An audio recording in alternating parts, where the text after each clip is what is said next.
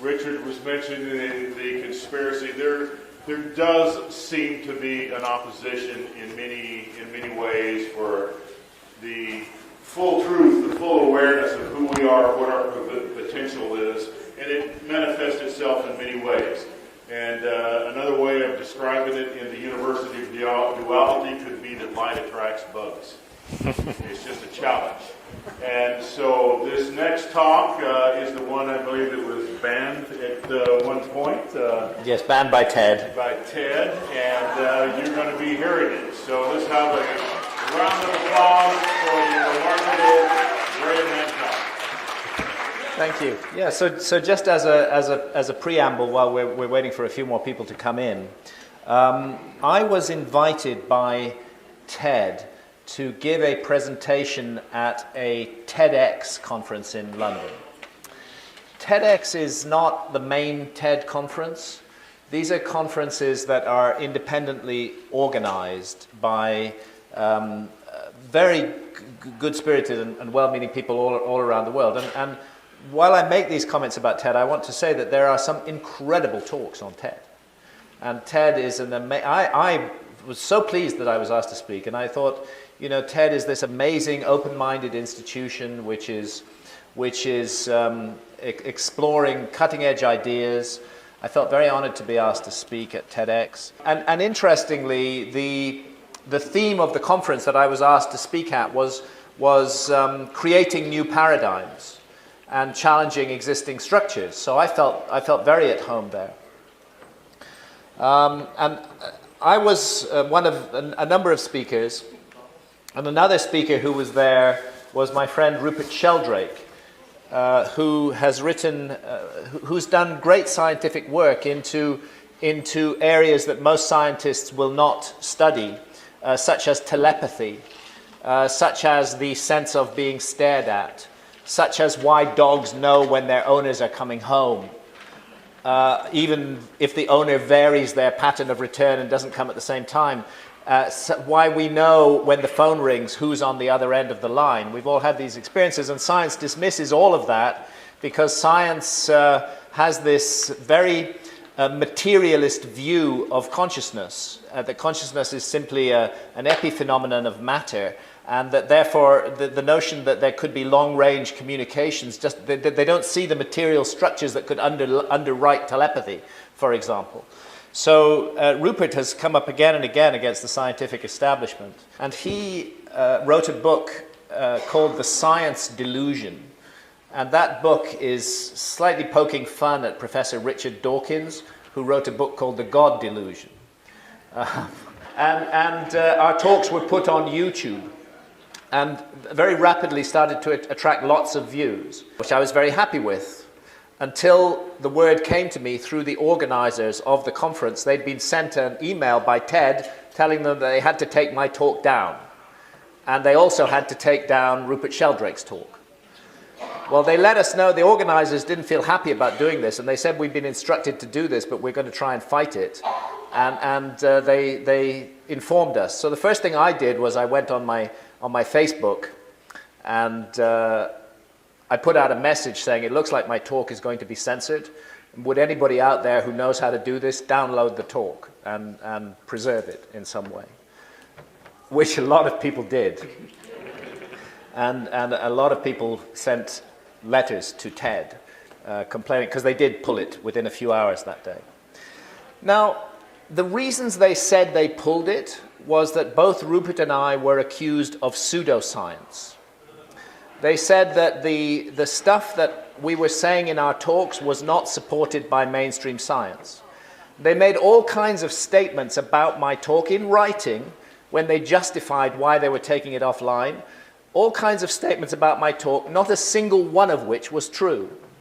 They completely misrepresented the content of the talk. And they did the same with Rupert. It was as though they had a kind of concept of what our talks might be about, but that they hadn't actually listened to the talks. So they expressed their concept in the critique rather than the content of the talks. So we went back to them, and actually what we said to them is, you know, you are defaming us here. You are accusing us of pseudoscience falsely. Can you stand up any single one of the statements you've made about our talks? And it turned out they couldn't stand up any single one. And they had to back off. So what we had them do, so that it was on the record, was on the web page where they'd made these statements, we had them cross out the statements. They put lines through them, and then they published our rebuttal underneath. And they put our talks up there, but still to this day, they've refused to put them back on the TEDx YouTube channel. They've put them in what Rupert calls a naughty corner on the TED website. And really it turned out that this was something to do with corporate branding, that TED has a concept of its corporate brand, and it has certain major corporate supporters. And some of the stuff we were saying in our talks, for example, I have something to say about Big Pharma in my talk, seemed to offend these corporate supporters. And that's really the reason why our talks got taken down. Anyway, thanks to guerrilla action on the internet, my talk, which had 132,000 views before they pulled it off their YouTube channel, has now had hundreds of thousands of other views all over the world. So the message is that if you try to suppress something on the internet, it's going to go viral. And I believe it's called the Streisand effect, because apparently there's some story of this.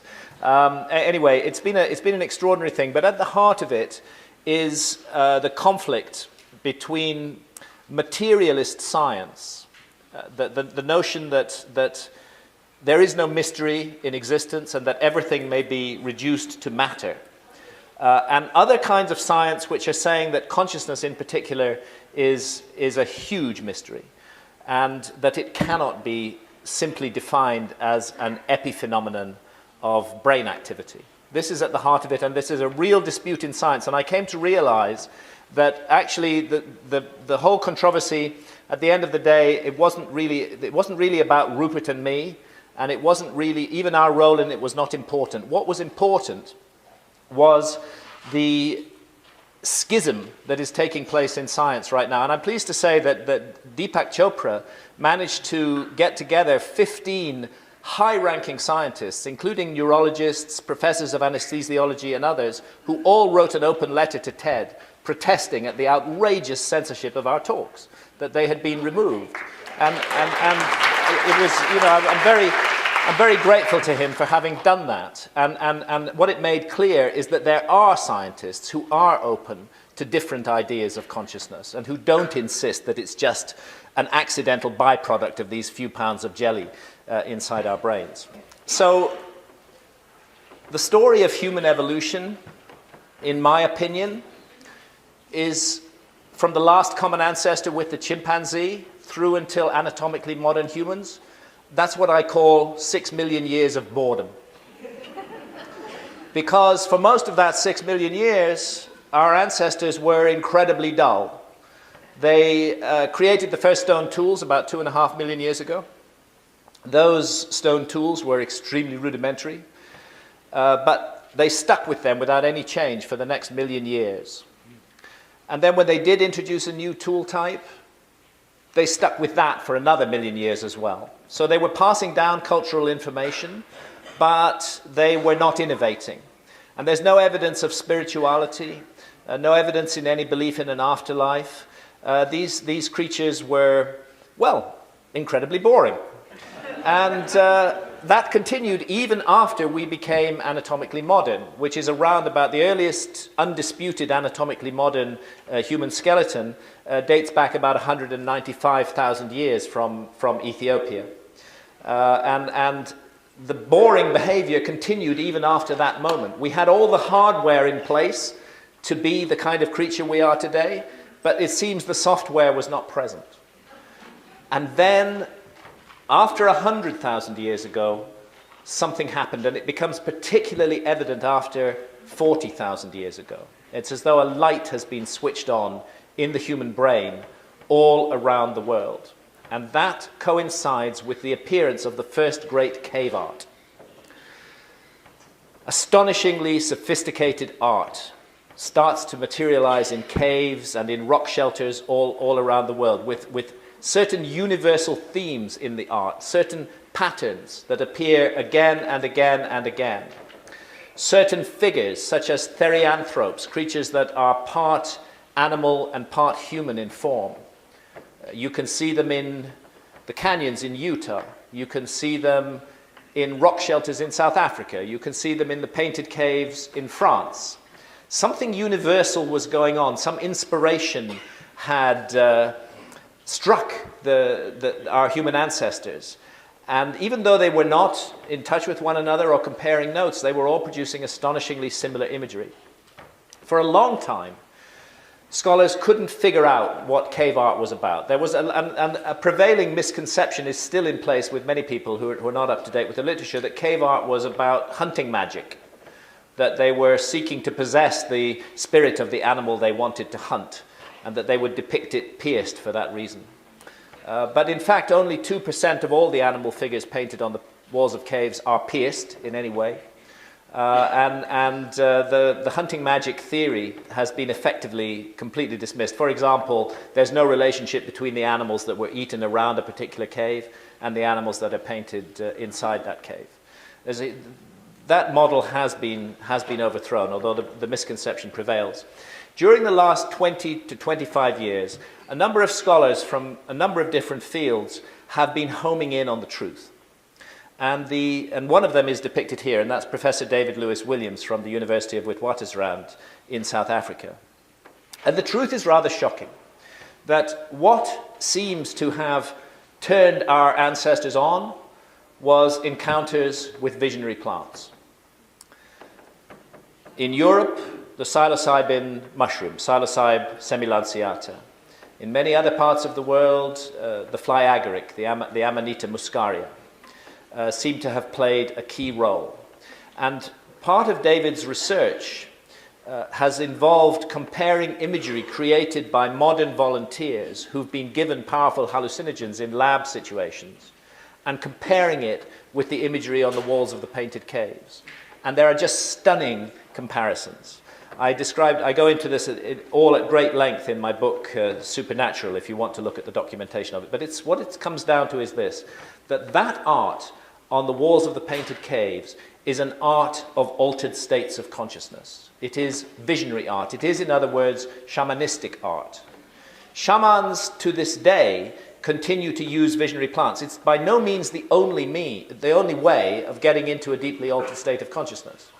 And some of us have a negative reaction to the notion of visionary plants. Bear in mind that there's a global, one could almost call it a shamanistic technology of altered states of consciousness. And it can involve rhythmic dancing, it can involve fasting, it can involve sensory deprivation, even meditation will do it. The point is to get out of the normal everyday state of consciousness and into a trance-like state. And trance is the key universal element of shamanism. And visionary plants undoubtedly play a great role in it. So as a researcher, when I began to look into this, I've always felt that I have to experience what I'm talking about. It's useless to sit in an armchair. I've got to do this. And although I'd had one encounter with LSD at the age of 24, which was rather interesting, I hadn't taken any more psychedelics ever after that until I was well into my 50s. When I began to research my book, Supernatural. And that's when I discovered that shamans in the Amazon, to this day, are drinking a powerful visionary brew, and afterwards, after they've been into deep trance, they will paint their visions. And their paintings are just so similar in many ways, in the detail, to the paintings we find on the walls of the painted caves. And the visionary plant of choice in the Amazon is, of course, the famous ayahuasca, the vine of souls, or the vine of the dead. And ayahuasca has two ingredients. We're looking at one of them here, which is the bush that they call chacruna in the Amazon. That is called Psychotria viridis, is the botanical name. And in the leaves of Psychotria viridis are powerful concentrations of dimethyltryptamine, DMT, which is arguably the most powerful hallucinogen known to man. But DMT is not normally orally active. You can drink a tea made of these leaves on its own, and it will have no effect on you whatsoever. That's because there's an enzyme in our stomachs called monoamine oxidase, which switches off DMT on contact. So if people want to experience DMT today, they usually smoke it. That gets it straight into the brain, and it produces a 12-minute rocket ship journey to the other side of reality. It is a most extraordinary thing. I've experienced smoked DMT 11 times. Not likely to experience it again, I think, because the last experience really shook me to my roots. But perhaps I will.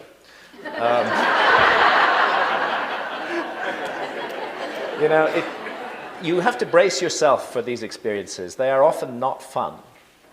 Anyway, in the Amazon, they have found a way of making DMT orally active. And this says something about shamanistic technology. Because in the Amazon, there's 150,000 different species of plants and trees. But one of them, this one, the ayahuasca vine, contains a monoamine oxidase inhibitor.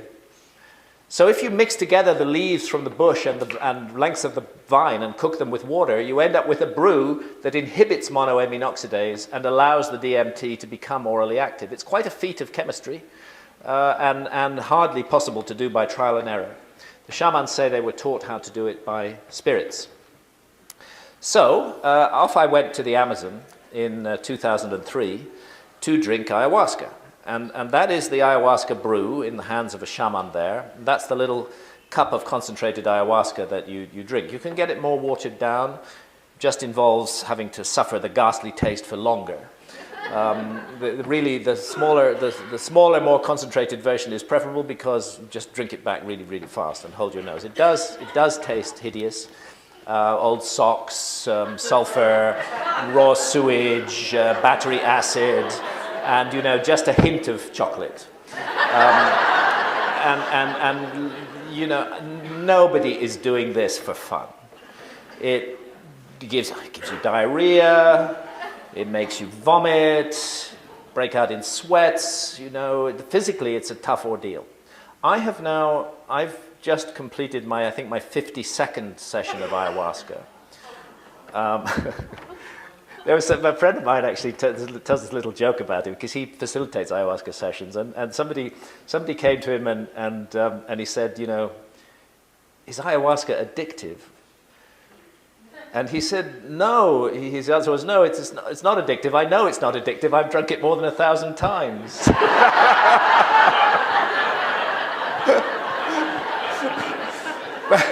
But truly, it's not addictive. You have to really prepare yourself. I don't look forward to it because it's a tough journey.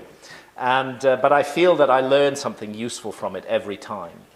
Well, one of the first messages is that your body is the least important part of yourself, that what's happening to you at the level of the physical body doesn't really matter. What's happening to you at the level of consciousness is what's important. And Pablo Amaringo, a great Amazonian shaman, passed away a couple of years ago, gives some indication of the enchanted realms that ayahuasca takes you into in these visionary experiences, because after about 45 minutes, you do get that sense of gradually entering into a seamlessly convincing other reality, which is inhabited by intelligent entities, intelligent beings who communicate with you telepathically. I think you're beginning to understand why Ted banned my talk now. And have lessons to teach you, important lessons to teach you. All around the world, whether in Japan, whether in New York, whether in London, whether in the Amazon jungle, more and more people are being drawn to work with ayahuasca.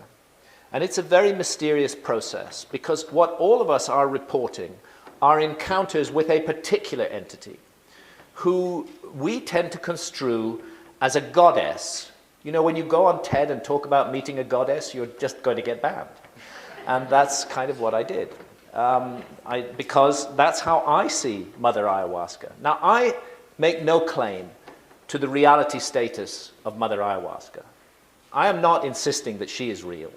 She could be a projection of my own brain. There may be no reality to her whatsoever. But if there's no reality to her whatsoever, I want to understand, why somebody in Japan and somebody in New York also meets her and describes her in the same way, as a great healer, as a great teacher, and as a source of inspiration. The painting on the right is by Martina Hoffman, who is a visionary artist from Boulder, Colorado. And she is showing the various transformations of Mother Ayahuasca, who sometimes is a woman, sometimes is a serpent, sometimes is a jaguar, a panther. She's a shapeshifter. She can take many, many forms. And what Martina is also indicating there is the only possible posture in relation to Mother Ayahuasca, which is one of complete surrender. Because that DMT journey takes 12 minutes, but the ayahuasca journey takes 4 hours. And when you go on that journey, it truly is a journey into extraordinary realms. And you will get lessons and teachings there. You will be shown episodes from your own life. You will be shown how you were cruel and hurtful to others, and how you excused yourself for that behavior. And Mother Ayahuasca will strip away all your illusions and make you see the truth about yourself. So whether she's real or whether she's a figment of our imaginations, the most interesting thing is the effect that she has on your behavior, because she makes you want to be a better person.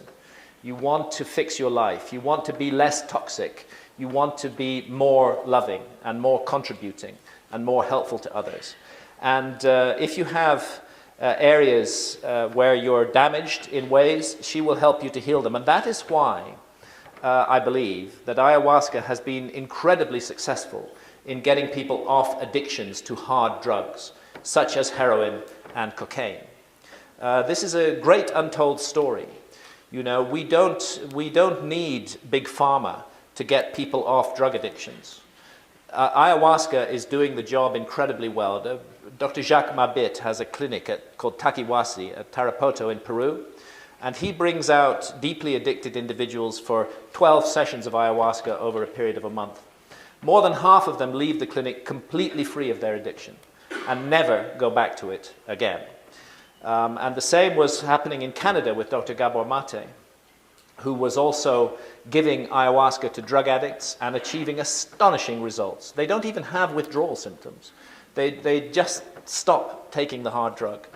But the Canadian government stepped in and closed down his practice and stopped him administering ayahuasca on the grounds that ayahuasca was itself a drug. And this is a sign of one of the problems in our society, that we have this universal term. What we're really dealing with ayahuasca is an ancient and sacred medicine. And I speak from some experience in this. I was never addicted to heroin or cocaine. This is where I have to bare my heart to you and tell you that I did have a long relationship with one substance, and that substance was cannabis. And I started smoking cannabis at the age of 37 in 1987, and I continued to smoke cannabis right through until 2011, when I stopped dead in my tracks. And for me, I don't want to put cannabis down. I want to recognize that cannabis also is a herbal ally, and that many people benefit from cannabis, and that the pain-relieving effects of cannabis and many other effects are very positive. It's also a rather sensuous drug. It does enhance enjoyment of food, of music. There's a lot of very positive things about cannabis, and I'm not sure I would ever have written my Ancient Mysteries books if I hadn't encountered cannabis in my 30s. But after a while, my relationship with cannabis became abusive. I'm not blaming the herb, I'm blaming myself. I stopped using it just at evenings and weekends, and I started using it all day long. My kids told me about a thing called a vaporizer, where you don't need to actually smoke combustion products. You can generate steam from your cannabis, and that's what this baggie on top of that volcano vaporizer is about. And that's how I used to consume it. And I would write with it, and I would fire up my vaporizer at 9 o'clock in the morning, and it would still be going at 2 o'clock the next morning, 7 days a week. I was consuming, by the mid-2000s, huge amounts of cannabis. And it was affecting my behavior in all sorts of ways. You know, it's nice to be stoned, but it's not a good idea to be stoned all the time. We need a respectful relationship to these plants, and my relationship had become slavish and disrespectful. All this time I was drinking ayahuasca. I started drinking ayahuasca in 2003, and right from the beginning, ayahuasca was giving me messages about cannabis. You need to stop doing this. And I was ignoring those messages because I felt that I needed the cannabis. I was terrified that I couldn't write without it, that it was a central issue in my life. But in 2011, Santa and I flew down to Brazil for 5 ayahuasca sessions. And I was taken through the most extraordinary ordeal. I don't know whether there's such a place as hell or not, but I was shown something like hell. I was given a review of my own life. I was shown that my behavior had become toxic, that I was not helpful to my partner, that I was causing her pain and misery, and that this had to stop. And I was shown it in the most direct and forceful manner. I was shown that my immortal destiny was in danger if I continued down this road, that I was poised on the edge of an abyss. And it was something like the Judgment Hall of Osiris, where, and this is a very profound moment in ancient Egyptian spiritual ideas, where your heart is metaphorically weighed in the scales against the feather of truth and cosmic justice. And there is nothing you can hide. Every act, every thought, every deed, every moment of your life is transparent and open for view. And I was shown this transparency, and I was shown that I was going down the wrong track. And that this was deeply connected to my relationship to cannabis. And that the only way out of it was to stop smoking cannabis. So I had that resolution that I would stop smoking cannabis. It was given to me very strongly in a series of teachings in 5 ayahuasca sessions. But so powerful was the pull of cannabis on me that when I got back to England, the first thing I did after a long flight was get out my vaporizer and fire it up. And that's when I discovered I'd been healed. Because I took one puff and I could not continue.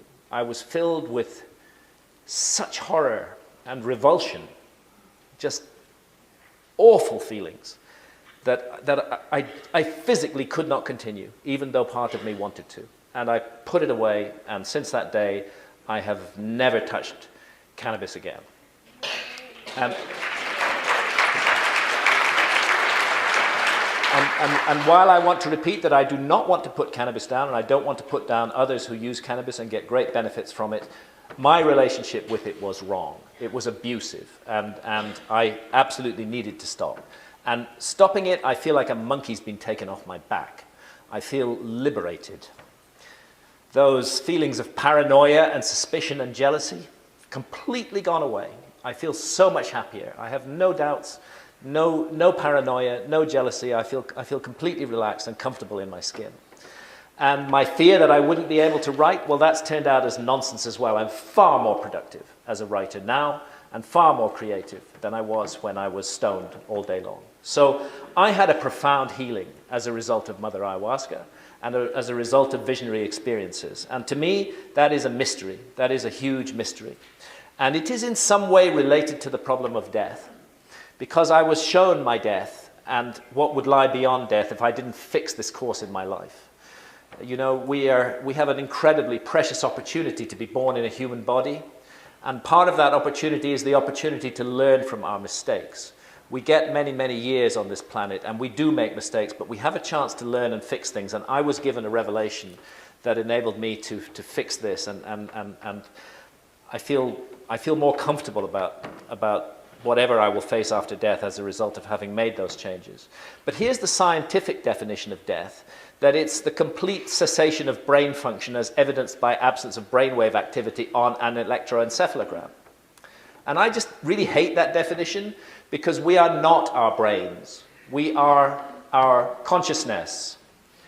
And consciousness is a mystery. It's a huge mystery of science. No scientist can honestly stand their hand on heart and say that he has figured out consciousness. We all know we have it. We know that the brain is involved in it in some way, but the exact relationship between the brain and consciousness is not clear. You know, these few pounds of jelly, as I mentioned, inside our skulls, how do they produce the emotions that we feel when we're in love? How does that come about? The sense of just looking at a glorious sunset or listening to a fantastic symphony. The conscious experience that we have, how can we reduce that to physical brain activity? Something in us rejects that idea. There must be something beyond, something other. Many scientists who believe that the brain is the whole explanation for consciousness say, but look, if I damage a particular area of your brain, then a particular area of your consciousness is lost. So this proves that the brain makes consciousness. And this is actually the mainstream model of scientific materialism, that the brain makes consciousness the way a generator makes electricity. When you have that view, you can't possibly believe in life after death, because once the generator is destroyed, that's the end of your consciousness, and there's nothing else there. And this is the dominant reference frame of mainstream science today. But what they're missing is another possibility, which is that the relationship of consciousness to the brain, and this is an analogy, could be more like the relationship of the TV signal to the TV set. And there I would say to the scientist, yes, if I damage my TV screen, it will certainly affect the picture I see, but the signal's still there. The signal's unchanged. And you can destroy your TV set completely and the signal is still there. So maybe that's what's happening. Maybe the brain is mediating consciousness in some way. Maybe it's a transceiver or a receiver of consciousness rather than a generator of consciousness. And this is in fact the paradigm of all spiritual traditions, that we are incarnated in these bodies, that we are immortal spirits who incarnate in these forms to undergo certain experiences, certain learning experiences, but that when we die, the physical body dies, but the spirit continues. And frankly, if you want to learn more about the mystery of life after death, the very last people you should be asking are materialist reductionist scientists. Because for them, there's just nothing at all. I don't know how they think they know that, you know, having had no experience whatsoever of the matter, but they have this reference frame that they are confusing with the facts. They think it's a fact that there's no life after death, but actually that's just their belief system. The ancient Egyptians put their best minds to work for 3,000 years on this mystery. And they came to certain very specific conclusions, that we are here to learn and grow and develop, that we are reborn in these bodies, and that after death we undertake a journey on which we must account for everything that we've done with our lives. And it's now clear that in their deep explorations of the mystery of death, the ancient Egyptians, just like shamans today, were using visionary plants. And there's some excellent studies on this that have been done by people like William Emberden and Rosalie David. The Blue Lotus, for example, used in inducing trance-like states in which a priesthood would explore the afterlife realm rather than simply imagine it. And most intriguingly, as I mentioned in my other talk, the ancient Egyptian tree of life is Acacia nilotica. And Acacia nilotica is particularly rich in dimethyltryptamine, in DMT. It's quite a chemical operation to get the DMT out of the bark of the tree, but the ancient Egyptians were master chemists. In fact, the very word chemistry comes from the Arabic name for ancient Egypt, al-Kemt.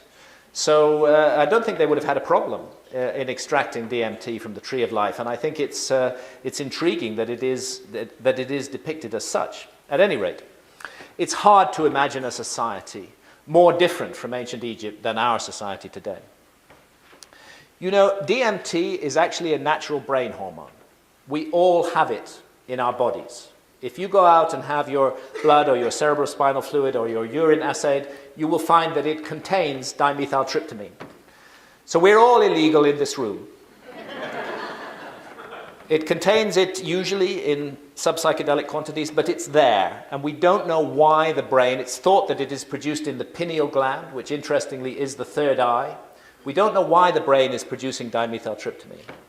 But it's a serious criminal offense in our society to possess DMT, whether in its smokable form or as part of the ayahuasca brew.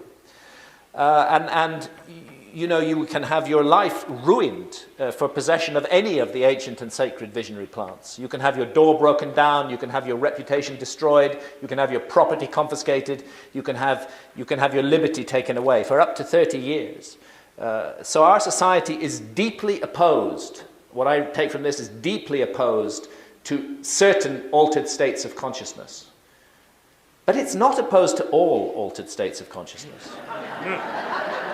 In fact, our society is involved in the management of consciousness to an extraordinary degree. And huge pharmaceutical corporations are making billions of dollars every year out of inventing new syndromes for which new medications will be prescribed. And having experienced depression myself, and having, at a certain period of my life, having taken Prozac and Seroxat, I would say Prozac and Seroxat are just the worst things for depression. They're really, really bad, and we need to find some other way to manage. I'm not saying there's no such thing as depression, and James was talking about it yesterday.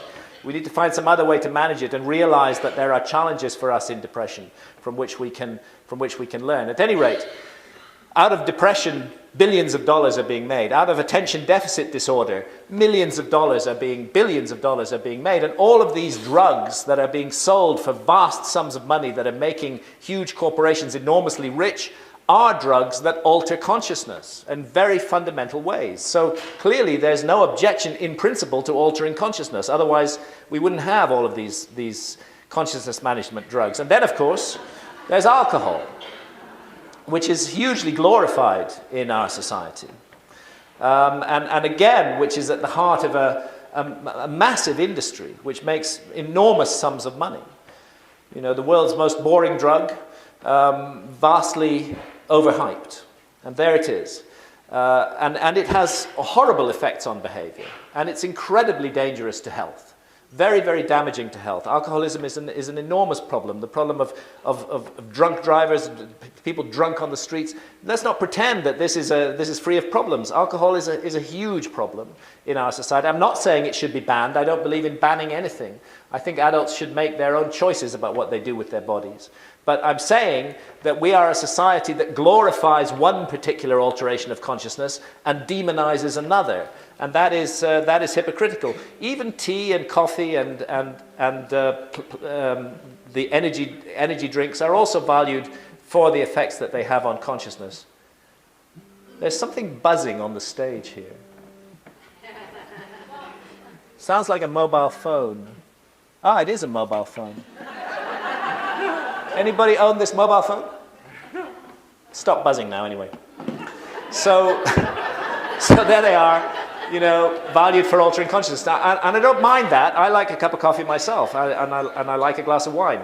But what I do mind is this selectiveness, this choosing of certain kinds of altering of consciousness which are fine, and then sending us to prison for 30 years for other kinds of altering consciousness. That seems to me profoundly wrong.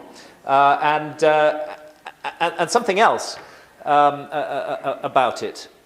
We have to ask ourselves, why is that selectiveness there? And I think it's there because our society particularly values and glorifies one state of consciousness. And that is the state of consciousness called the alert, problem-solving state of consciousness. And the other drugs that our society does sanction for altering consciousness, they, in a way, they don't interfere with this alert, problem-solving state of consciousness and our commitment to production and consumption that is associated with it, because these are the kind of things that the alert, problem-solving state of consciousness is good for. And I'm not saying there's anything wrong with the alert, problem-solving state of consciousness. We do need that state of consciousness. What I'm saying is the problem is an over-monopolistic dependence on that state of consciousness and a denial of the value of other ancient and sacred shamanistic altered states of consciousness, which may be fundamental to our health and well-being. And that would be fine if the alert, problem-solving state of consciousness was delivering the goods. But in fact, in our society, what we see is a total collapse and breakdown of the model based on the alert, problem-solving state of consciousness. Anybody who's been through the effects of the financial crisis will know that all the promises that were made by our society to deliver us prosperity and security and welfare are empty and meaningless promises that have no substance to them whatsoever. And you know that lords and masters can go on magically printing electronic money and throwing it at the problem, perhaps for a few more years or even a few more decades. But sooner or later, we all know this system doesn't work anymore. We are being bought into a fantasy and a dream which cannot be sustained, and that something else is needed if we're to move forward. Look at the catastrophic consequences of a society over-monopolistically dependent on the alert problem-solving state of consciousness. Look at the issue of global starvation. Look at the fact we can't even solve that problem, that millions around the world go to bed hungry every night. We can't solve that problem. Look at the Amazon jungle. Look at the destruction of the rainforest. Look at the ridiculous result of the pursuit of short-term goals, short-term profits, cutting down the rainforest to plant soybean farms. You know, what a mad idea. Only an insane global society could tolerate such an abuse, such incredible stupidity. We clearly are in a state of insanity. We are able to mobilize billions and billions and trillions of dollars for warfare, for hatred, for fear, for suspicion. You know, you just look at the way the politicians play this game, find the next person to hate, and then mobilize billions of dollars of our money to throw weapons at them. But we cannot, as a global society, solve the problem of the destruction of that sacred realm, the Amazon rainforest, which, believe me, could be solved for far less money than the money we spend on war and chaos. Clearly, there's something wrong with our priorities. That business of the soybean farms, you know, if you cut down rainforest and plant a soybean farm, within 10 or 12 years, you won't be growing soybeans there anymore, because rainforest soils maintain their fertility by the constant dropping of the leaves and the constant refertilization of the soil. You turn that into a farm, it's done for within a decade. We know this already. We know it from Indonesia. It's been proven, but for some reason we keep on doing it. And I would say that what's at the root of this is what shamans, when I asked shamans in the Amazon about this, what do you think is really the problem with global technological culture? And they said it's very simple. You guys have severed your connection with spirit. If you do not reconnect with spirit, you're going to bring the whole house of cards down on your heads and on ours. Something desperately needs to be done. And that's why many shamans in the Amazon and from the Amazon are today conducting a kind of reverse missionary activity and are traveling, sometimes at great personal danger, out to the West, out to Western countries, out to Japan, and America and Germany and Britain, and bringing ayahuasca to those countries, because they believe that we are so fixed and rooted in this particularly damaging and dangerous state of consciousness that we so idolize, that we need a huge kick up the ass if we're going to get out of it. And they believe that, rightly or wrongly, that ayahuasca is the remedy for that. If we're going to work with ayahuasca in the West, we need to develop our own form of shamanism. We need to sit at the feet of those shamans from the Amazon, we need to learn from them, and we need to develop structures that work within a global, complicated technological culture. But I have a feeling that they're right, and that it could be the remedy. And it's very small at the moment, and it doesn't have to be ayahuasca. There are many, many other ways that I see happening all around the world now, that people feel the need to explore other states of consciousness. And for some, indeed, it is rhythmic dancing. For some, it's meditation, perhaps even hypnotism. Lots of techniques to get us out of that alert problem-solving mode and into another state of consciousness where we can contemplate other possibilities that previously we would not have explored. And I think it's vitally and urgently necessary that we go down this road now, and that we put the alert problem-solving state of consciousness in the place where it belongs. It has a role, but it should not be universally dominant. And the sense of being interconnected with other realms and other intelligences and other entities are shut down by that state of consciousness.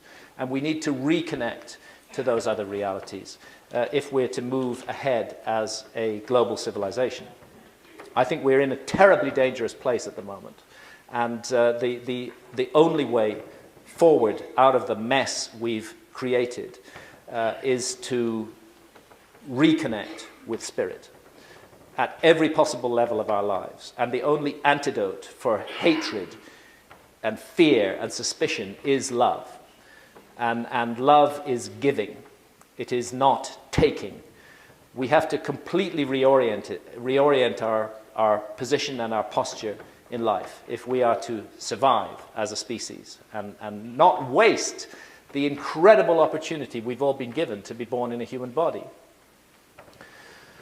When I look back on what happened in the Stone Age and the sudden transformation of humanity that occurred then, it's clear to me that these visionary experiences are actually fundamental to what makes us human and have played a key role, often hidden, often disguised, in the human story. And therefore, I think that we're making a huge mistake as a society to demonize these altered states of consciousness. We may possibly be denying ourselves the next vital step in our own evolution. And who knows, perhaps our immortal destiny as well. Thank you, ladies and gentlemen. Thank you. Thank you very much.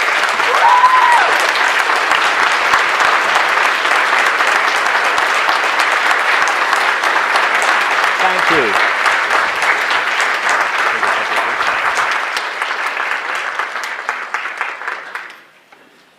So what a wonderful, wonderful message, and it takes courage to bring forth this truth. And Graham has remarkable dignity and the will, and that's why I believe this message is so important, and I so agree.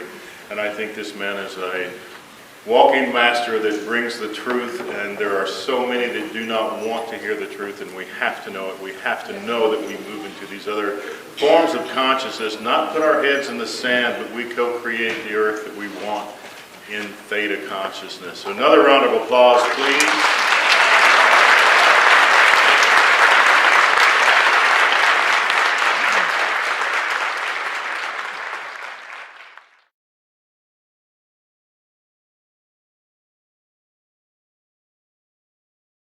Hello, my name is James Tiburon, and I am at the Earthkeeper WESAC event in Scottsdale, Arizona, with two of our featured guest speakers, Graham Hancock and Clifford Mahudi.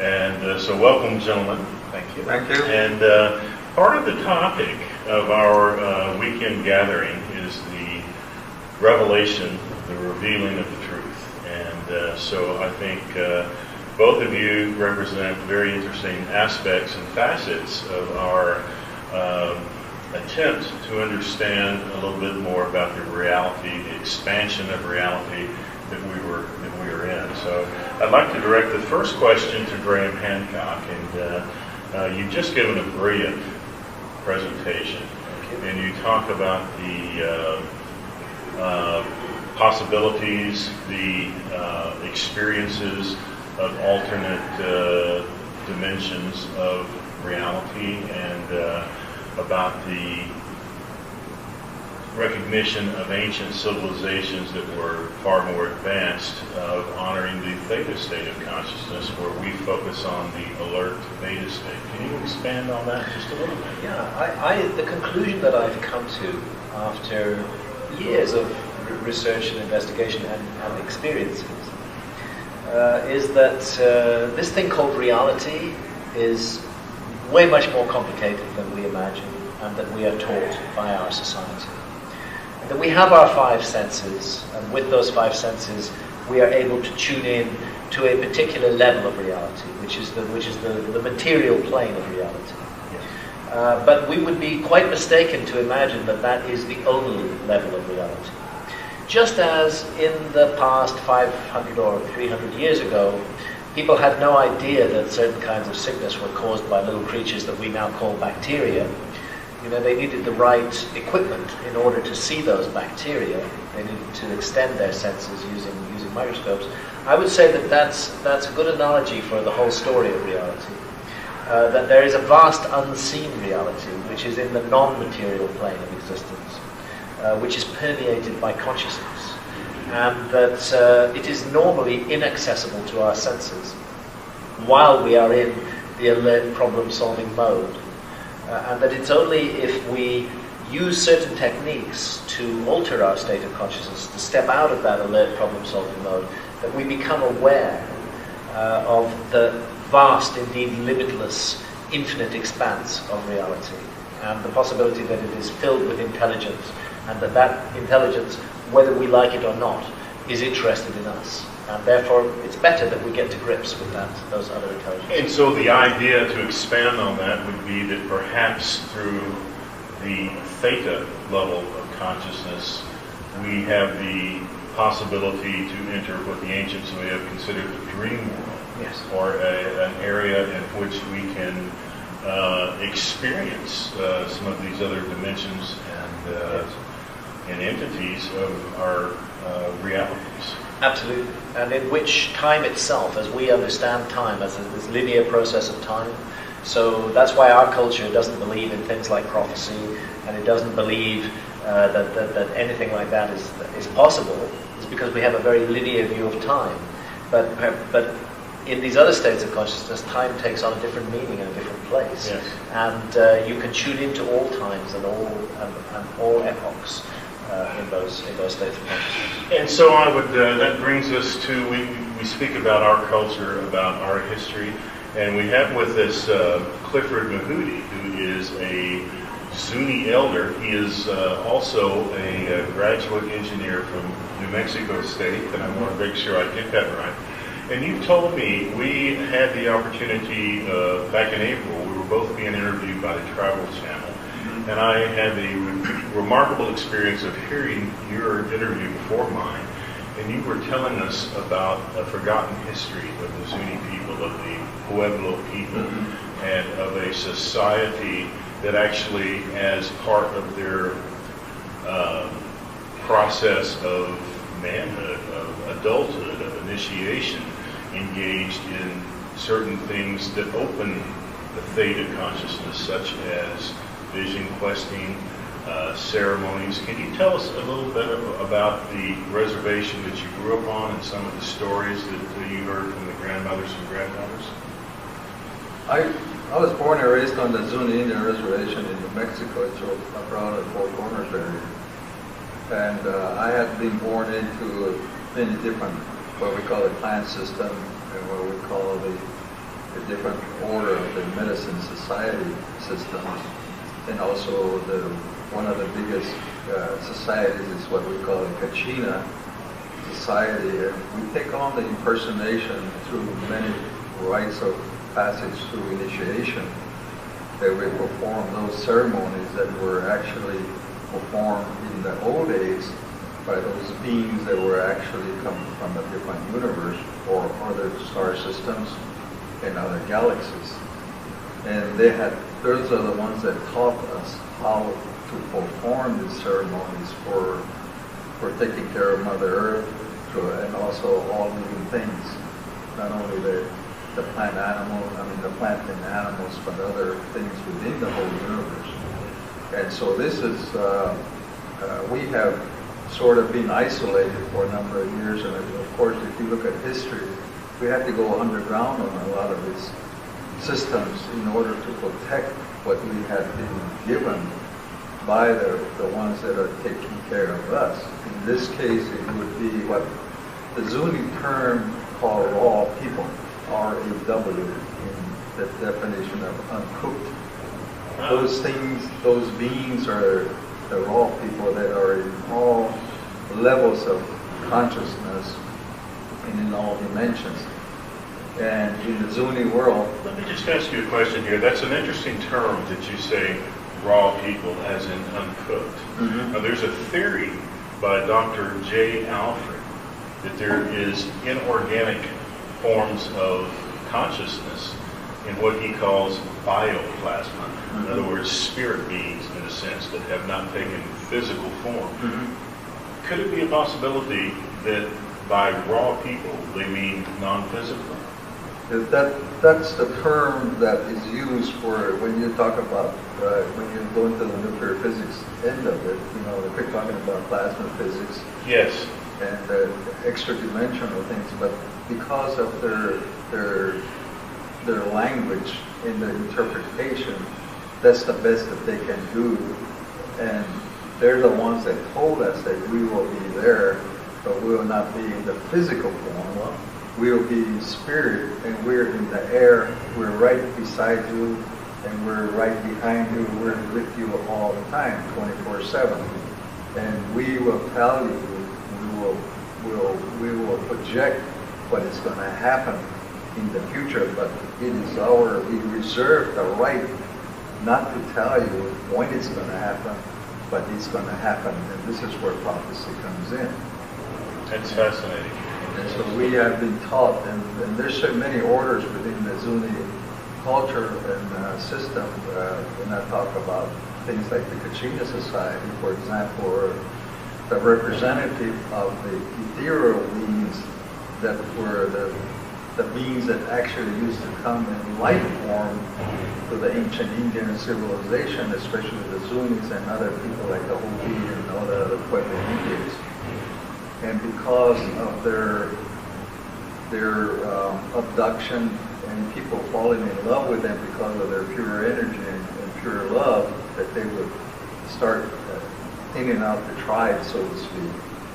And so they had to go and resort into a different order, and the Kachina order became one that we represent those beings that are from the different parts of the universe.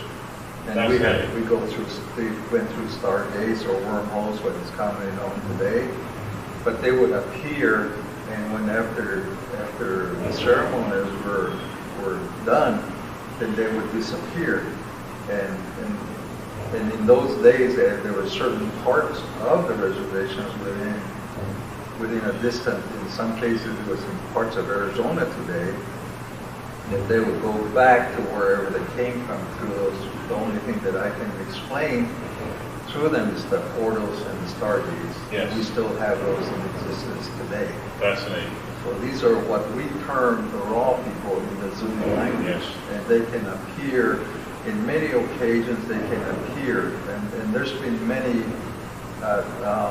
especially in the ethnology and the anthropological books written by those explorers, that they have actually been interpreted by those people when they talked to my ancestors way back in the 1800s, and this is what they had, this is what they looked like, and this is what they did. So their interpretation tends to lose some of that whatever the meaning was, but again, it's taking the Zuni language into the English language. Yes. So you lose a lot of that, a lot of solidness through the interpretation.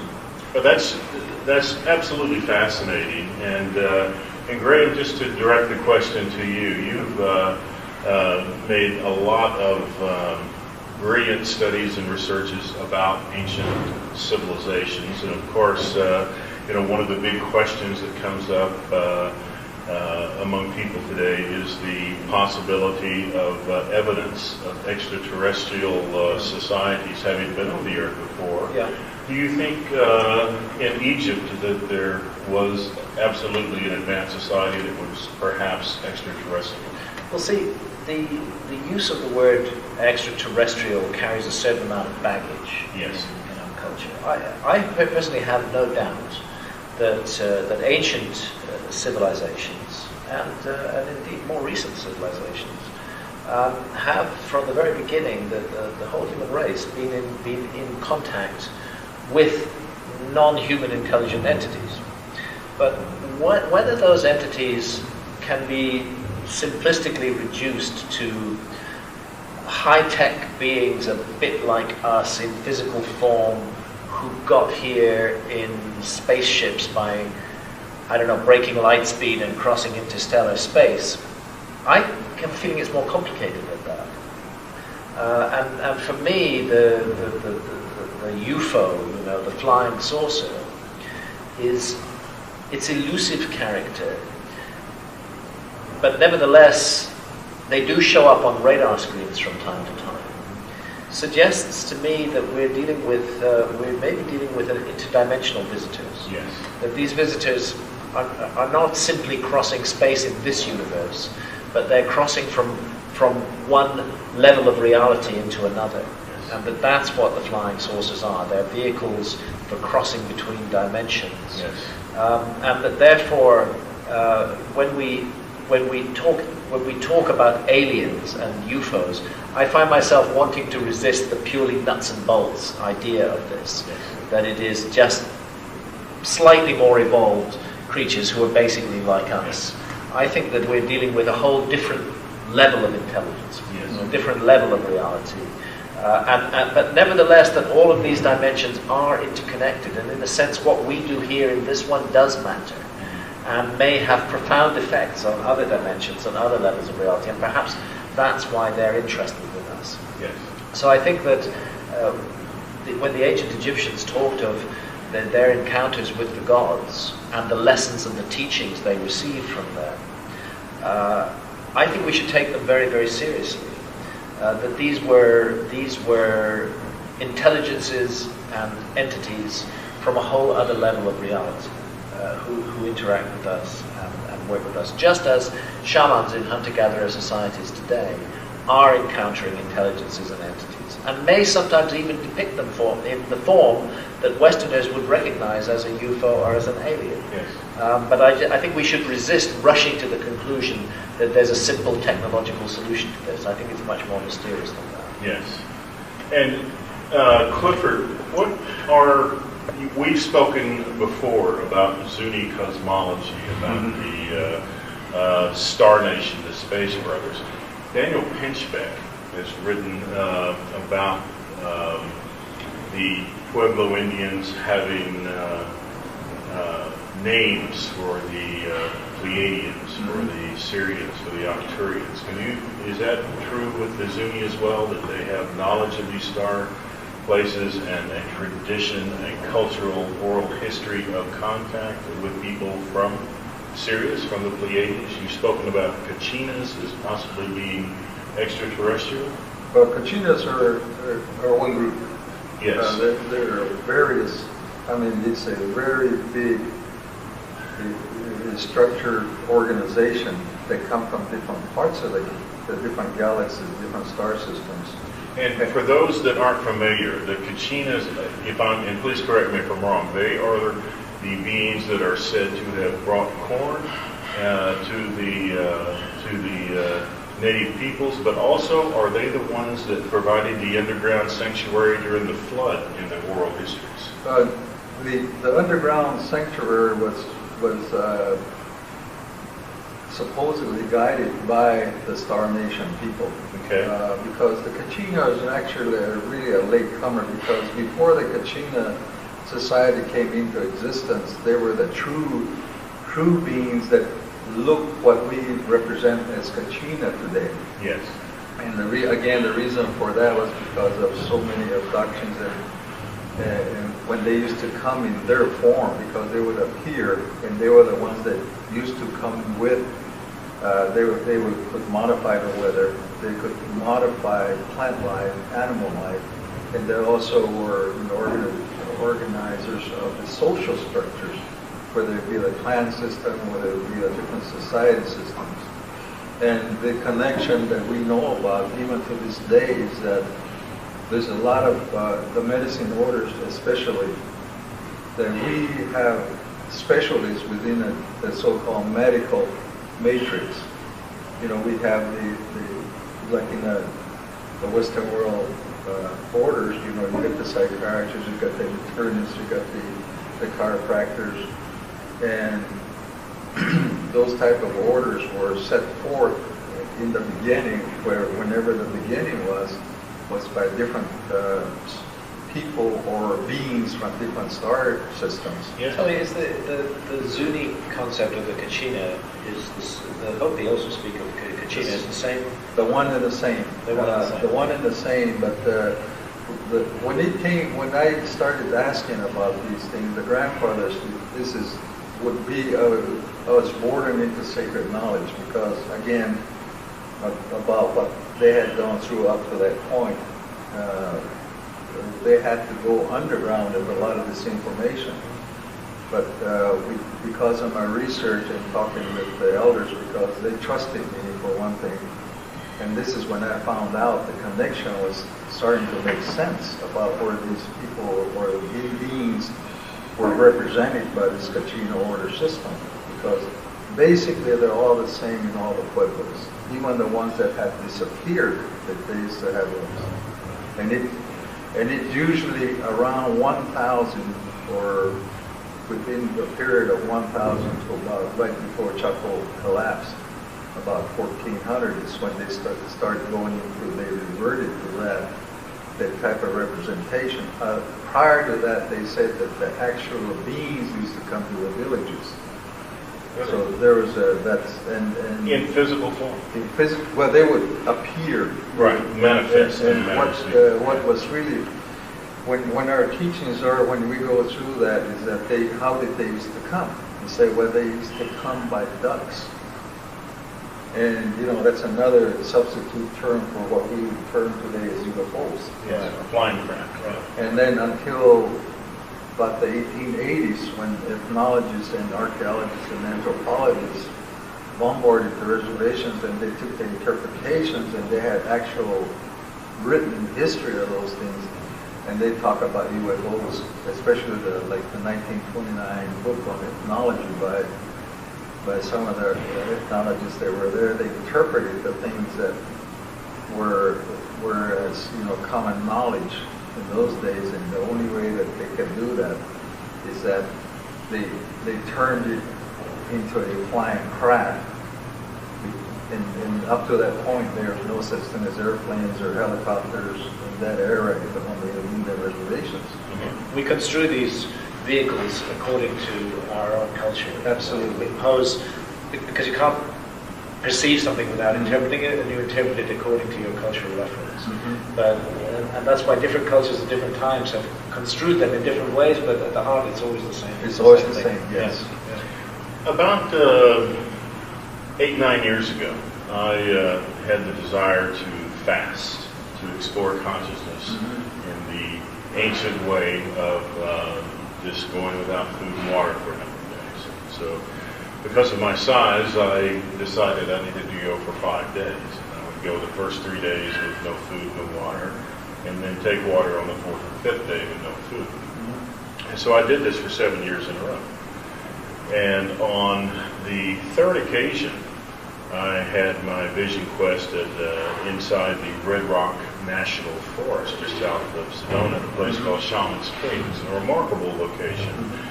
And on the 4th day, without food, I did have what could be termed a hallucination that I was able to navigate through, and it was lucid, and it had validity for me. I saw a Native American man, and I intuitively knew that his name was Red Feather. And I will be the first to admit that I was in an altered state of consciousness at that time. And this may well have been a vivid dream that served by my own consciousness for whatever reason. But it was something that I was able to navigate. I was able to have conversations and see this Native American man that had with him an enormous mountain lion. It was all, you had all of these symbolic meanings, but it was an experience for me that enabled me to see that I could experience another dimension of reality by going through an initiation that Native American peoples that had done as a rite of passage, by fasting, by vision questing, some by running great distances. And it offered some sort of cleansing of the toxins of the system, perhaps, but it opened what a metaphysician or a Buddhist may call the third eye. And I was able to interact with this experience, with this Red Feather, for an extended period of time. I was able to walk with him, and he took me to a certain place, and then he disappeared. And then I had an out-of-body experience that was extremely vivid, where I was able to fly over the valley and actually see things that are existing and physical that were there. People driving their cars and things of that nature. And it was a very powerful experience. And you told me, Clifford, about an experience on the Zuni reservation where on one occasion you saw a cigar-shaped UFO over part of the reservation, and you were with a group of about 10 people, but only one or two of them saw it. Yes. And so it occurred to me that this ties in with what Graham speaks about, that when we develop the ability to see through the third eye, then another dimensional reality is perceivable. And do you think that's what the Kachina and some of those experiences with Space Brothers are? That in some instances they're seen through the third eye, but in other instances in physical manifestation? Well, there's, like I say, there's many orders. Yes. That Kachina is one of them, especially in the medicine order system, where they have that type of experiences. But there's a catalyst that they have to do to get into that stage, and a lot of it is this cleansing before rituals, and the other thing too is that you have to let go of everything, and the ego especially, and you have to have a catalyst, and a lot of these are medicine herbs, which Sacred plants. Sacred plants that only the selected few within the systems know how to put them together. The younger ones that have just got initiated, they don't have that background. So you can go through an order system, and they can actually go into altered states, especially in our curing ceremonies. And there's a lot of other things that are used as part of that whole process, especially when you start talking about crystal technology. Yes. The clear crystals technology. And so there are a lot of different methodologies that were handed down by certain parts of the galaxy people. Especially, for example, I belong to what they call the Galaxy Medicine Order, which are deities from the Milky Way galaxy. You're a part of that? I'm part of that. Yes. And the other are from different star systems. In all our religious prayer systems, we refer to them as the above people. We talk about I guess it will be the atmosphere, we call it the rock roof, for lack of a better interpretation. But that's a literal meaning in the for the physical ancient. plane. Yes. And then we start going into the things like for example, Ursa Major, there's a name for that, Orion's belt. Yes. It's called the one that is together. They call it together in the language, and then it goes up to the Pleiades, and that is actually a number in the ancient ritual language. It's actually a number. The name for Pleiades has a number. It's a number. It's 7. Really? Yes. And so I fascinating. asked a question. I said, well, what are we talking about when we're talking about the 7? He said, you remember, you're a scientist in the white man's world. Have you ever heard of Pleiades? I said, yes. But Pleiades, the 7 were not discovered until they used telescopes. He said, but we already knew about them. I said, well, who told you that? He said, young man, you have to understand, he said, that we were told that. We were given the orders and the system before they were discovered by the telescope. So you keep going up, and the last one in the series, the series is the what became known as the supernova, and that's the one that they say that the literal meaning is the star burst. So that's what it is in the supernova. It's interesting. So I believe in the case of the Pleiades, 6 are visible to the naked eye, but the 7th is not. So they That's have right. that So knowledge. they knew that knowledge. And then also we have the whole issue of Sirius A and B, and they're a different culture. The Dogon in West Africa had the knowledge that Sirius was a binary star before anybody in the West had the technology to reveal that. And they also were given that information by beings that came down to them Yes. from above. So there's an amazing universal phenomenon here, and we would be very foolish to ignore it, I think. Yeah, absolutely. Well, we take everything literal meanings of things because and there's also other. Now you go back into the animal system, which we're talking about that in your vision that you have this Mountain lion, yes. mountain lion, and see these are also representative of the directions, and they're what we call the guardians of those beings, and they also the ones that were designated in the beginning, which is the cougar, the bear, the badger, the wolf, the eagle, and the shrew. The shrew, and it's very hard to really understand what a shrew really looks like because of that portion of the world where I'm from. I think they're kind of extinct to that point, but they already know about these things. Yes. Yes. And what is really even more interesting is that we also have gods that are in the inner earth. In the what may be termed hollow earth. The hollow earth, yes. Yes. The inner earth. And this is where they're also making references to. So my next question used to be is that, well, what about these UFOs? And they're, in the Zuni term, they call it Jahawani, which means a mist flying vehicle. I mean, not a vehicle, but a flying object. This is the best interpretation. But did you say a mist, like mist, if it was smoke or a Yes, cloud? like a cloud. Nice idea. So so when they were the ones back in the days when we used to have a lot of springs, natural springs, those would be they would appear at those places, usually like an orb.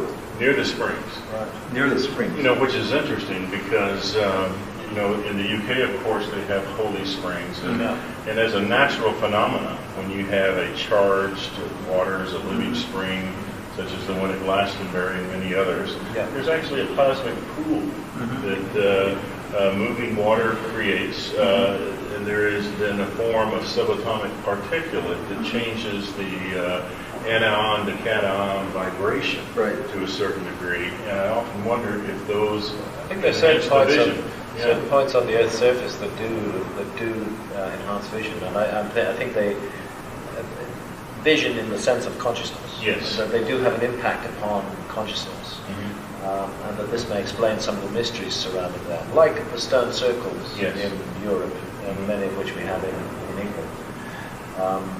It's often the case that people have visionary experiences in those stone circles, and there's something. I'm not sure whether it's the stone circle itself that's causing that, or whether the choice of the location to put the stone circle was because the ancients sensed some tremendous power that's operating. Perhaps the matrix is already there, and maybe what happens is when that, if for example, the Earth is contains a small ocean of electrical charges on its surface, and these being electrical in nature, they will flow along lines of conductivity. Perhaps ancient civilizations could flow these through certain rocks, circulate them to amplify them to a certain extent, and also to create an anti-gravity effect and then move them along. And there was sort of an anti-gravity field of sorts that occurred within these that enhanced vision. It's very intriguing that in the part of England where I live, near the city of Bath, around that area we have quite a lot of stone circles, some famous ones like Stonehenge and Avebury, but that also happens to be the area where you get the greatest concentration of crop circles during the summer months. Yes. Is precisely in that area that we live in, and people often also find going into a crop circle that they have a sense of connection with some other level of reality taking place. So there may be an ancient phenomenon of the Earth that is operating behind all of these mysteries, and as though in our evolution as a species, we're here on this material plane, and we have to live our lives on this material plane, and we are involved with this material plane. But it's as though we were given certain back doors that allow us to exit this plane and contact other levels of reality. And in some cases, those are to do with earth energies that provide us with that boost of consciousness, and in other cases they're to do with the teacher plants, Yes. which are there, which have co-evolved with us, and which seem to have been put here for that purpose. Actually. And there has been the theory of the omniverse and the omni-earth. There are parallel dimensions of Earth that coexist at the same time, and certain points perhaps are dimensional gates and also time gates. Perhaps time is a program that we all go through at certain times, and there are places where we can experience other times. It's interesting that you mentioned the area, that part of England, because it's an extremely vivid, living area. Fantastic. And that is where you have so many stories of people with vision of the David Kingdom. And I often wonder if many of these powerful places are where the full spectrum of realities more tangibly exist, as if these places are like high-definition television compared to a regular TV of old. But it's interesting that is it true that the authors of Alice in Wonderland and The Hobbit and The Lord of the Rings both lived in that part of England? I'm not sure about that. I believe that they were in Oxford. Oxford is a little bit certainly further. Tolkien was associated with Oxford. Yeah. But I don't know about Lewis Carroll. But what is Oxford is a little bit further away. It's further north. Right. There are still crop circles in there. Yes. Yeah. But not Well, quite the I area. wonder if you were talking about the hollow earth and the inner earth, and there seems to be perhaps some sort of correlation about Alice in Wonderland going into the and of wormhole course, and, mushrooms play a huge role in the Alice in Wonderland absolutely, story. Let's not forget that. Yes, that's a valid point. Very good point.